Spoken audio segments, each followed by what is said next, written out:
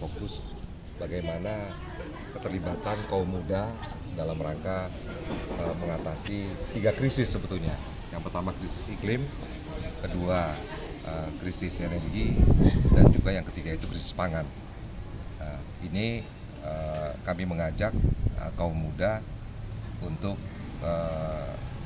lebih peduli lagi terhadap 3 krisis besar ini yang melanda dunia dan juga Indonesia. Nah, untuk tingkat provinsi NTT ini rangkaian Hari Lingkungan Hidup di Nusa Tenggara Timur ini juga melibatkan anak-anak muda. Dalam hal ini dikoordinir oleh Plan Internasional Kupang yang membina anak-anak muda di beberapa wilayah Nusa Tenggara Timur untuk ikut terlibat aktif, dan anak-anak muda ini punya aksi-aksi nyata terkait dengan pengelolaan sampah, kemudian juga penanaman pohon dan kegiatan-kegiatan lain yang melibatkan kaum muda di Nusa Tenggara Timur. Bapak, untuk isu-isu macam pengelolaan sampah lingkungan ini, bagaimana Bapak melihat di NTT sendiri? Kami bersyukur karena dari kesaksian anak-anak muda yang terlibat dalam pengelolaan sampah, terutama sampah rumah tangga, ini juga sudah mulai terjadi partisipasi aktif dari kaum muda. Seperti di Kota Kupang ini sudah banyak bank sampah yang dikelola oleh anak muda, dan ini juga menjadi perhatian kami. Kami, pemerintah Provinsi Nusa Tenggara Timur, mendukung aksi-aksi nyata yang dilakukan oleh kaum muda terkait dengan pengelolaan sampah melalui bank sampah yang mereka sudah lakukan. Bapak, ini terkait dengan pengelolaan sampah. Ini kita tahu bahwa semakin banyak rumah sakit di Kota Kupang ini kan, Pak. Bagaimana dengan pengelolaan sampah medis, mesin insinerator itu, pembakaran sampah medis? Kalau tidak salah itu kan waktu lalu pemerintah provinsi beli satu mesin, satu unit, ini taruh di Belo. Tapi sekarang saat ini kan tidak digunakan lagi. Kita sedang merampungkan perizinannya, gitu ya. Kalau insineratornya ini sudah berfungsi dengan baik, cuma sesuai dengan ketentuan dari Menteri Lingkungan Hidup dan Kehutanan, insinerator ini harus berizin, ya, walaupun dia bisa beroperasi, tapi izin itu sekarang dalam rangka perampungan izinnya. Dan untuk yang di Flores dan Sumber Tengah itu dalam proses pemilihan pihak ketiga untuk dapat mengoperasikan insinerator yang ada di Flores dan juga yang di Sumber Tengah. Flores Sumber Tengah sudah punya izin ya, tinggal untuk Flores itu di Manggarai Barat, Labuan Bajo, dan di Sumber Tengah itu izinnya sudah selesai semua. Namun kita sedang berproses untuk pihak ketiga yang akan mengelola. Berarti belum beroperasi juga, Pak? Ya, karena pengoperasiannya ini tidak bisa kami lakukan karena kami ini bukan tenaga ahli yang punya kompetensi untuk mengelola industri. Ini kan skala industri ya, jadi yang berisiko tinggi. Jadi ini harus dikelola oleh pihak ketiga yang punya kompetensi terhadap pengelolaan insinerator tersebut. Bapak, ada satu hal juga menarik bagi saya untuk memperdayakan orang muda ya, dan khususnya untuk sekolah-sekolah gitu. Tadi juga sempat disinggung yang soal mulak masukkan ke kurikulum. Ya. Sejauh ini kan kalau bicara masalah sampah dan lingkungan kan menjadi seksi ya. Tapi kalau tidak ditunjang dengan masuk ke dalam kurikulum untuk membuat kesadaran terhadap anak-anak ini untuk generasi muda ini. Ya, jadi begini, memang ini harus ada edukasi dari tingkat sekolah, mulai dari SD, mungkin dari TK barangkali. TK, ketika mereka masih suasana bermain di taman kanak-kanak, maka ini juga sudah sampah yang bisa diolah kembali untuk menjadi sarana bermain, misalnya yang sampah plastik.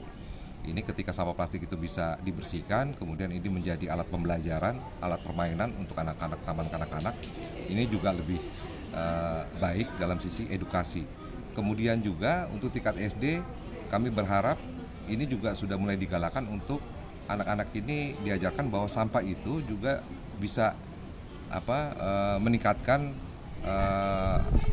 dalam tanda kutip pendapatan anak-anak paling tidak untuk membantu uang jajan. Ketika anak-anak juga bisa mengumpulkan kemasan-kemasan plastik untuk dapat dikoordinir oleh sekolah. Jadi sekolah itu juga bisa menjadi bank sampah juga di tingkat sekolah SD, SMP, dan juga SMA. Dan ini edukasi sudah kita lakukan ke sekolah-sekolah untuk setiap sekolah itu memilah sampah sekolahnya, terutama sampah plastik. Apakah tidak ada secara khusus untuk masuk ke dalam kurikulum gitu? Ya, kami berharap juga ini menjadi mulok gitu, karena sampah ini kan bisa juga dirubah bentuknya. Iya.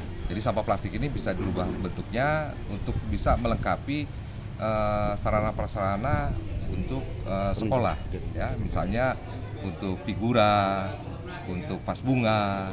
Nah, ini juga bisa digunakan sebagai di samping edukasi juga anak-anak punya keterampilan untuk mengelola sampah lebih jauh. Dan satu hal sebetulnya terkait dengan lingkungan hidup, ini terkait dengan penanaman pohon.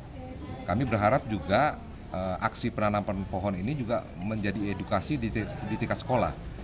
Di tingkat sekolah, kita bisa bayangkan kalau misalnya dari SD anak-anak sudah diajarkan untuk bagaimana melakukan pembibitan tanaman, kemudian tanaman itu dibawa ke rumahnya atau ke kebunnya dibantu oleh orang tua, kemudian dipelihara selama 6 tahun ketika mereka SD, kemudian tanaman-tanaman yang sifatnya jangka pendek seperti buah-buahan ini mereka bisa nikmati ketika mereka mungkin di bangku SMA.